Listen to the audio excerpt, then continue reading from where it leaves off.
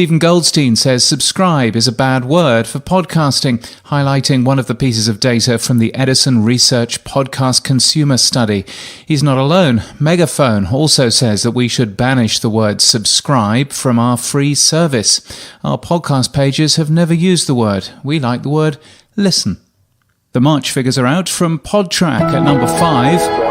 At number 4, from New York Times, and at number 3, PRX, at number 2, iHeartRadio, and number 1. This is NPR. Of note, NPR is now once again the leader in both US and global charts. PRX has a nice increase caused by merging with PRI.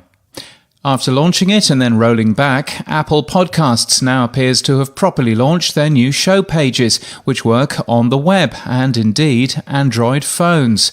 We'll link to our podcast page today and a typical episode page in the show notes and in our newsletter.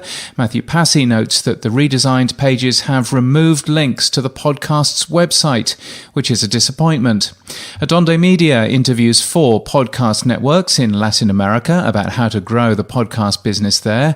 Our editor wrote a piece recently on what Apple should do next in podcasting and suggested a subscription service for podcasts. 9to5Mac suggests that an Apple Podcasts Plus service could be a hit, and we'd agree. The Australian federal election has been called on the day of the Australian Podcast Awards, Saturday the 18th of May. The AusPod Awards weren't consulted on this first, but they want you to know that they're okay with that, and they've some information on how to vote as well.